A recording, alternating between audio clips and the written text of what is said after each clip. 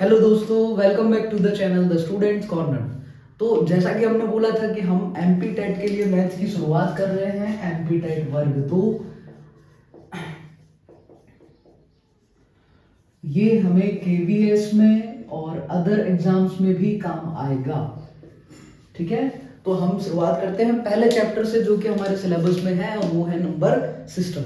तो भाई number system में पहली चीज देखते हैं कि भाई नंबर क्या होता है। तो नंबर्स दो तरीके के हो सकते हैं, या तो वो रियल नंबर्स या फिर इमेजिनरी नंबर्स।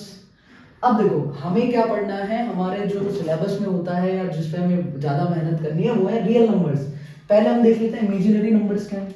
तो ऐसे सारे नंबर जो जैसे रूट के अंदर नेगेटिव आता है तो उस नंबर को हम इमेजिनरी नंबर कहते हैं। रूट के अंदर नेगेटिव, ये कहाँ पढ़ेंगे? तो ये अगर आप मैथ्स की स्ट्रीम से हैं, आपने साइंस लिया होगा, मैथ्स लिया होगा, तो 11th क्लास में कॉम्प्लेक्स नंबर पढ़ा होगा। कॉम्प्लेक्स नंबर में देखो हम इसको लिखते कैसे हैं, तो इसको हम √-1 इंटू √7 लिख देते हैं। तो √7 तो एज इट इज आ जाता है, और √-1 को लिखते हैं आयोटा। आई का सिंबल बनाते हैं, आयोटा बोलते हैं। आयोटा की वैल्यू रूट के अंदर -1। तो ये नंबर कहलाते हैं हमारे इमेजिनरी नंबर्स, रूट के अंदर नेगेटिव आयोटा वाले नंबर्स। ठीक है, तो इन पे हमें ज्यादा चर्चा नहीं करनी है क्योंकि 11th क्लास में हम पढ़ते हैं और अभी इसकी कोई जरूरत नहीं है। तो फिर हमारे पास आते हैं रियल नंबर्स, जिन पे हमें एक्चुअल में पढ़ना है कि रियल नंबर्स में क्या होता है। अब देखो रियल नंबर में दो टाइप्स के नंबर हो सकते हैं। रियल नंबर्स के अंदर दो टाइप्स के नंबर हो सकते हैं। एक तो होगा आपका रेशनल नंबर, रेशनल नंबर। दूसरा हो जाएगा आपका इर्रेशनल नंबर, इर्रेशनल नंबर। अब अगेन हमें देखो, हमें रेशनल नंबर्स पे काम करना है, इर्रेशनल नंबर पे हमें इतनी मेहनत करने की जरूरत नहीं है। बट हम समझेंगे कि इर्रेशनल नंबर क्या होता है, सबसे पहले हम वही देखते हैं।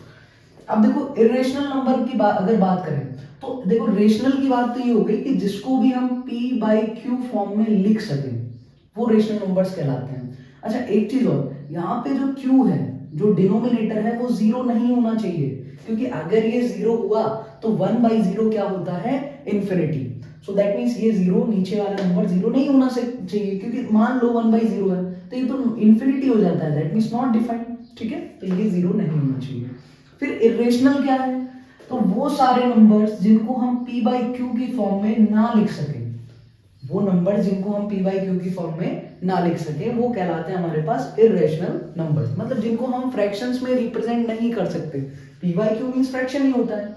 अच्छा अब देखते हैं, पहले हम इस पे थोड़ी सी चर्चा कर लेते हैं इरेशनल नंबर्स पे, कि इनको ढंग से समझते हैं कि ये क्या होते हैं, फिर हम बढ़ेंगे रेशनल नंबर्स पे, क्योंकि सारी प्रॉपर्टीज हमें रेशनल नंबर्स की पढ़नी है। तो इरेशनल नंबर्स की बात करें तो जैसे √2 हो गया, √3 हो गया। सबसे पहले पहचान देखते हैं, ये होते हैं non terminating, non terminating, non repeating,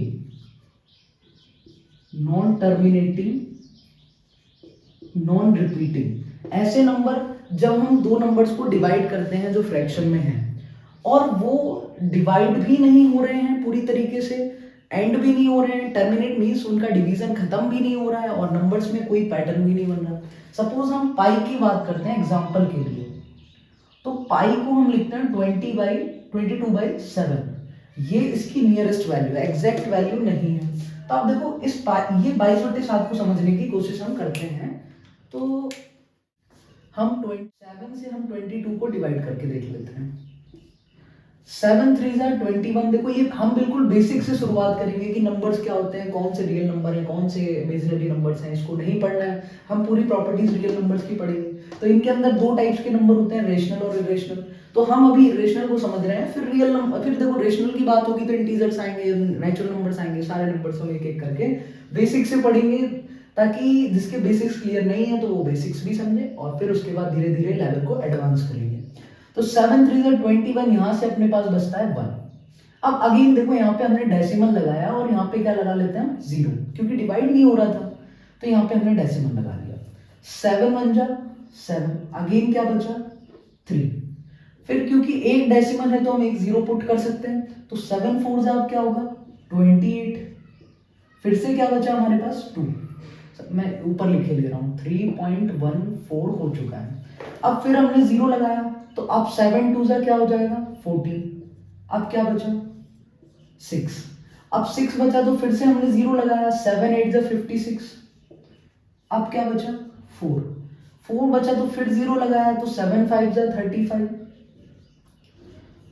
तो ये फिर से 5 बचेगा। ऐसे ही हम फिर 0 लगाएंगे तो अब की बार हम 7 टाइम डिवाइड करेंगे, फिर 1 बचेगा, मतलब 10 बचेगा। तो देखो 7 से जब हम 22 को डिवाइड करेंगे तो ये हमने डिवाइड किया।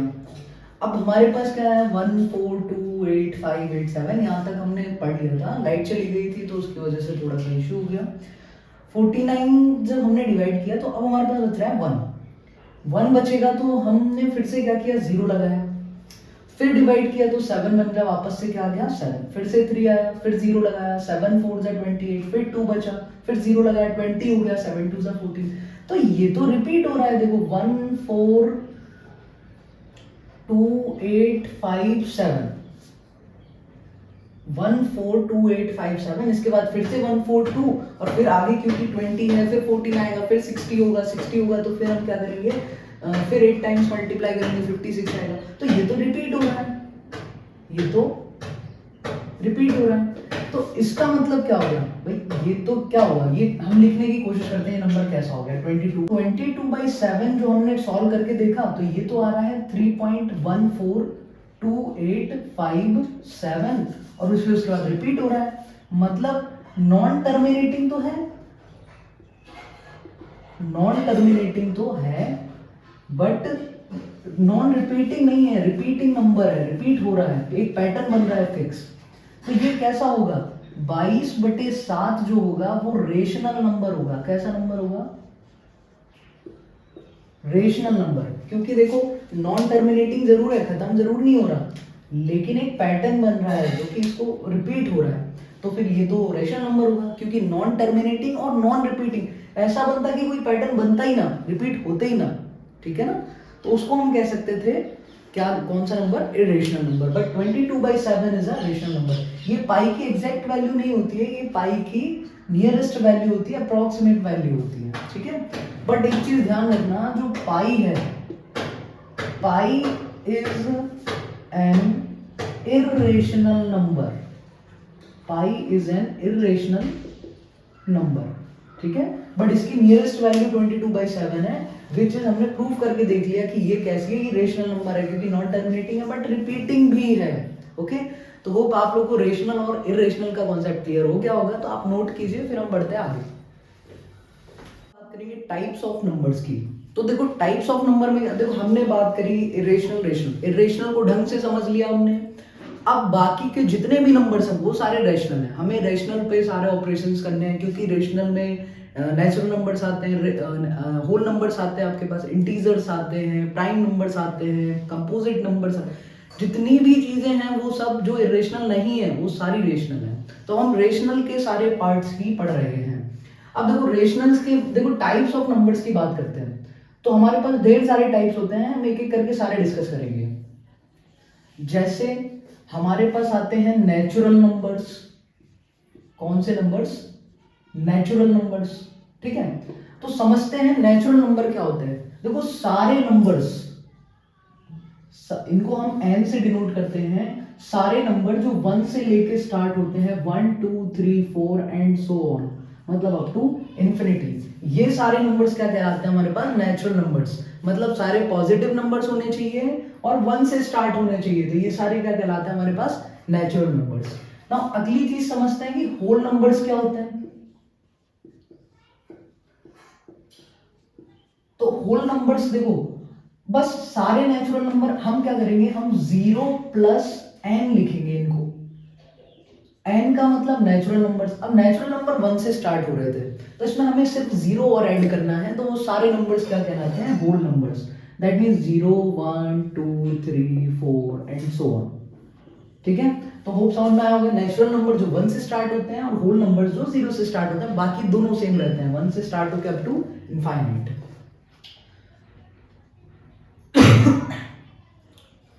फिर बात आती है कि इंटीजर्स क्या होते हैं।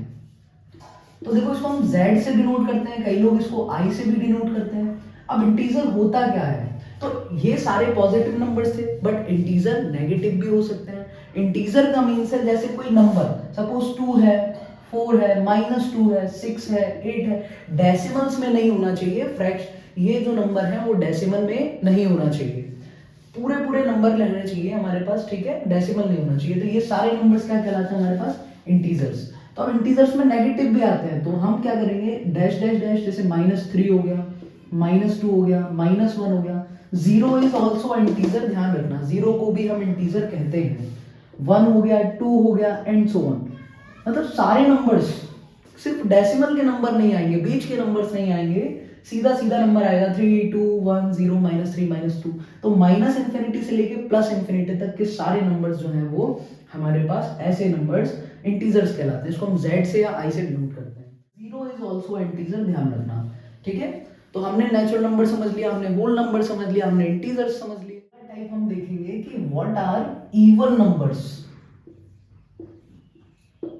इवन नंबर्स क्या होते हैं, सभी देखो हम सभी जानते हैं, बट हम बेसिक से इस चैप्टर की शुरुआत करने वाले हैं। तो ऐसे सारे numbers, all numbers which are divisible by 2, ऐसे सारे नंबर्स जो 2 से डिविजिबल हैं, that are called even numbers, ठीक है। 2 से डिविजिबल होने वाले नंबर देखो, सबसे पहले 2 आ गया, फिर आपके पास 4 आ गया, 6 आ गया, 8 आ गया, 10 आ गया। ऐसे सारे नंबर जो 2 से डिवाइड हो सकते हैं वो सारे क्या कहलाते हैं हमारे पास, इवन नंबर्स, ठीक है, विच आर डिविजिबल बाय 2। अब देखो इनके यूनिट प्लेस पे हमें क्या देखने को मिलता है, मतलब यूनिट डिजिट, अगर कोई नंबर है तो हम कैसे बोले वो इवन नंबर है, तो उसकी यूनिट डिजिट पे हमें 0 दिखाई देगा, 2 दिखाई देगा, 4 दिखाई देगा, 6 दिखाई देगा या 8 दिखाई देगा, तो वो नंबर क्या कहलाएगा, इवन नंबर। अब अगर इवन समझ में आता है तो अब हम बात करते हैं ऑड नंबर्स की। तो वो सारे नंबर्स जो इवन नहीं है वो क्या कहलाते हैं, वो ऑड नंबर्स कहलाते हैं, ऑड नंबर। देखो ऑड नंबर में क्या हो जाएगा, which are not divisible by 2, are not divisible by 2। सारे नंबर जो 2 से डिविजिबल ना हो वो सारे क्या कहलाते हैं, ऑड नंबर्स। जैसे 1 3 5 7 9, ये सारे क्या होंगे, एंड सो ऑन, ये सारे ऑड नंबर्स कहलाएंगे, ठीक है। तो अब इनकी यूनिट प्लेस पे क्या दिखेगा हमें, यूनिट डिजिट क्या होगा, इन नंबर्स को कैसे पहचाने, बड़ा इजी है, जो इवन नहीं है वो ऑड होंगे। जैसे यूनिट डिजिट पे हमें मिलेगा 1 3 5 7 9, ये सारी चीजें हमें दिखाई देगी, तो वो क्या कहलाएंगे, ऑड नंबर्स। तो यहां तक आप लोगों को समझ आ गया हो, बिल्कुल बेसिक से, कोई दिक्कत नहीं है, आप इसको नोट कीजिए, फिर हम अगले कुछ और नंबर्स की बात करते हैं। देखो कुछ और नंबर्स हैं जिनके बारे में हमें चर्चा करनी है। जैसे हम बात करेंगे प्राइम नंबर्स की।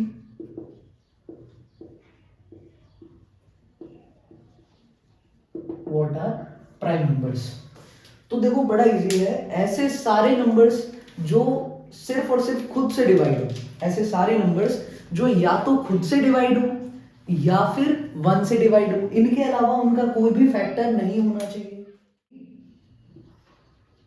Divisible by 1 and itself. ऐसे सारे नंबर्स जो या तो 1 से डिविजिबल है, देखो 1 से तो सारे नंबर डिविजिबल रहते हैं, या फिर वो खुद से डिवाइड हो, इसके अलावा उनका कोई भी फैक्टर नहीं होना चाहिए, सो दैट आर कॉल्ड हमारे पास प्राइम नंबर्स। अब हम कुछ बात करते हैं, तो कैसे एग्जांपल्स की बात करते हैं। जैसे 3 की बात कर लेते हैं, सबसे पहले हम 2 की बात करते हैं, क्योंकि ये जो है कई बार आ जाता है और कई बार हम जानते हुए भी हम मिस्टेक कर देते हैं कि 2 is not a prime number but 2 is a prime number. देखो इवन नंबर ऐसा एक ही नंबर है, ये 2 जो है only even prime number, only even prime number. 2 जो है वो एक ऐसा नंबर है जो अकेला ऐसा नंबर है जो इवन भी है और प्राइम नंबर भी है, ठीक है, ये चीज भी हमें ध्यान रखनी है। 2 is the only even prime number. 2 is the smallest prime number, सबसे छोटा प्राइम नंबर 2 है, क्योंकि 1 को हम प्राइम नहीं कह सकते, ठीक है, 1 को हम प्राइम में कंसिडर नहीं करते हैं। तो 2 देखो, या तो ये 1 से डिविजिबल है, या फिर 2 खुद से डिविजिबल है, या फिर ये खुद से डिविजिबल है, तो ये प्राइम नंबर होगा, क्योंकि या तो ये खुद से डिविजिबल है या फिर 1 से। ध्यान रखना, कोई और फैक्टर है क्या इसका? नहीं है। फिर 3, या तो 3 खुद से डिविजिबल है 3 से, या फिर 1 से, कोई और इसका फैक्टर नहीं है। फिर 5 या तो खुद से डिविजिबल है, या फिर मतलब 5 से या फिर 1 से, और कोई फैक्टर इसका नहीं है। फिर बात करते हैं 7 की, तो 7 या तो 7 से ही डिवाइड होगा या फिर 1 से डिवाइड होगा, सो इसका भी कोई फैक्टर नहीं है इसके अलावा। क्या हम यहाँ पर 9 लिखेंगे? देखो 9 नहीं लिखेंगे, क्योंकि 9 जो है वो 3 से भी डिविजिबल है और 9 खुद से तो है ही, तो कोई भी फैक्टर नहीं होना चाहिए उसका खुद के अलावा, but 9 is a divisible by 3, सो 9 क्या होगा? क्या प्राइम नंबर होगा? नहीं होगा। तो फिर क्या होगा? 11, क्योंकि या तो 11 खुद 11 से डिविजिबल है या फिर 1 से, अदरवाइज इसका भी कोई फैक्टर नहीं है। फिर 13, इसका भी कोई फैक्टर नहीं है। क्या 15 लिखेंगे? हम नहीं लिखेंगे, क्योंकि 15 3 और 5 दोनों से डिवाइड हो जाता है, हमें ऐसे नंबर चाहिए जो खुद के अलावा किसी से डिवाइड ना हो। फिर क्या हम 17 लिखेंगे? तो 17 के बाद ऐसे ही ये प्राइम नंबर चलते जाएंगे, but 2 is the smallest prime number, ये हमें ध्यान रखना है। 2 is the only even prime number, ये भी हमें ध्यान रखना है, ठीक है। तो हमने पढ़े प्राइम नंबर। अब बात करते हैं हम नेक्स्ट टाइप की, जो है कंपोजिट नंबर। कौन से नंबर? Composite numbers.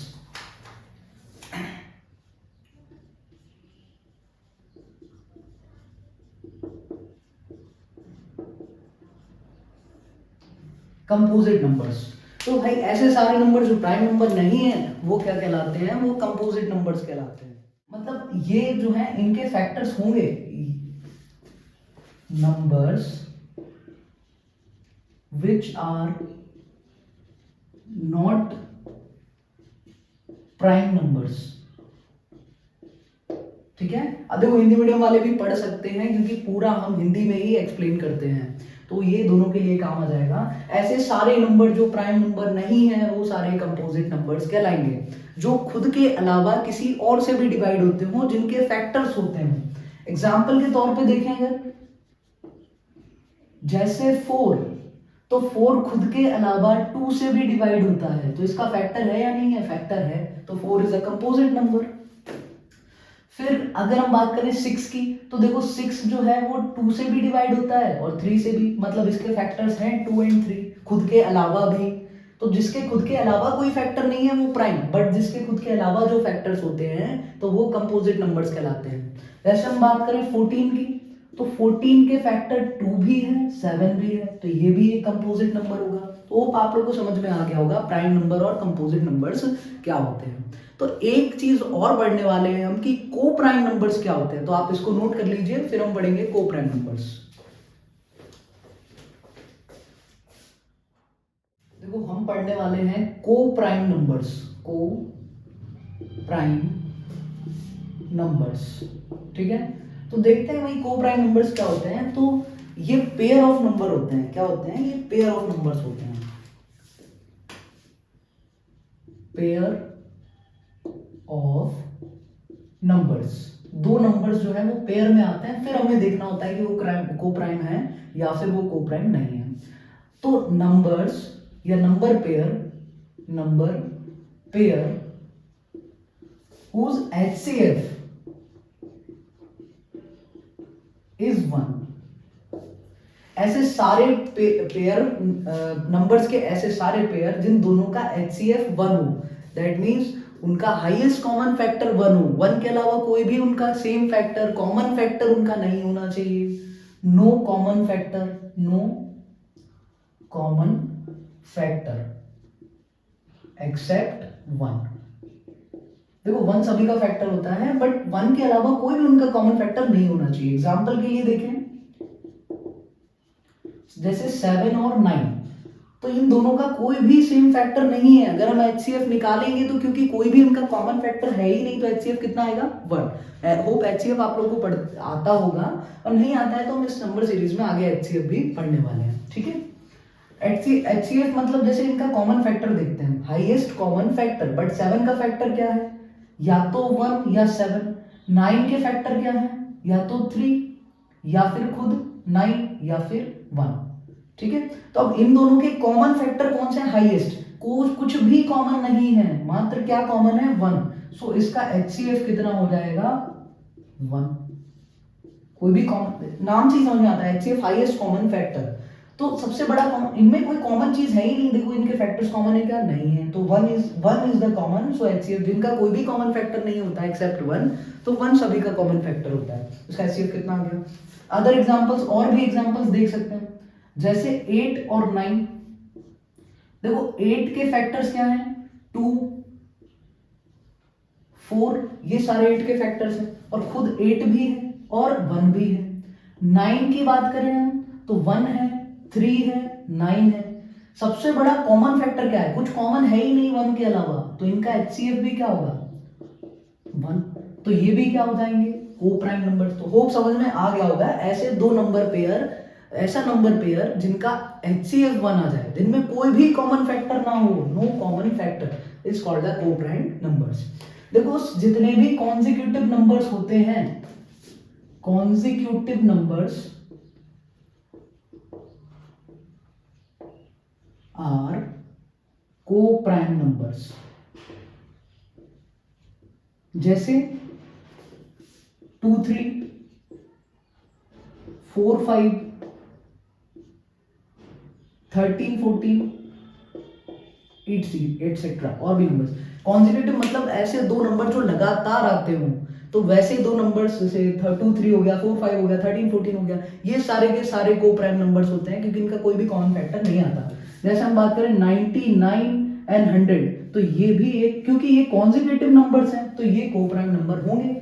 99 के फैक्टर और 100 के जब हम HCF निकालेंगे तो इनका आंसर 1 आएगा। ठीक है, तो होप ये नंबर्स के जो सिस्टम था आपको समझ में आ गया होगा। ये फर्स्ट लेक्चर था हमारा नंबर सिस्टम का, जिसमें हमने बेसिक्स को कवर किया। तो आप अपने नोट्स खुद से बनाएं, आपको अच्छा भी लगेगा और आपके नोट्स अच्छे रहने चाहिए, जो कि हमेशा फ्यूचर में काम आएंगे। तो हमने बेसिक सारी चीजें कवर करी। अब हम कल डिविजिबिलिटी रूल पढ़ेंगे आगे चल करके। डिविजिबिलिटी रूल के बाद फ्रैक्शंस पे ऑपरेशंस लगाना सीखेंगे, multiply, plus, minus, divide. Then उसके बाद में असेंडिंग ऑर्डर लगाना। देखो नंबर्स का असेंडिंग ऑर्डर कोई भी लगा सकता है, फ्रैक्शन का असेंडिंग ऑर्डर लगाना, और जल्दी से जल्दी निकालना। तो ये सारी चीजें हम नंबर सिस्टम में आगे पढ़ने वाले हैं। So thank you so much. Video के साथ जुड़े रहिएगा, चैनल के साथ जुड़े रहिएगा। देखो अगेन ये लेक्चर जो है आपको ना सिर्फ एमपी टेट में काम आएंगे, एमपी टेट वर्ग 3 में भी काम आएंगे, केवीएस, रीट में भी काम आएंगे। सारी एग्जाम्स जहां मैथ्स आती है, कंपटीशन की सारी एग्जाम्स, रेलवे हो गया आपके, और आपके पास अदर एग्जाम्स हैं, यूपी टेट है, जहां मैथ्स आती है वो सब जगह ये काम आएगा। तो चैनल के साथ जुड़े रहिएगा एग्जाम रिलेटेड अपडेट के लिए और कंटेंट के लिए। Thank you so much.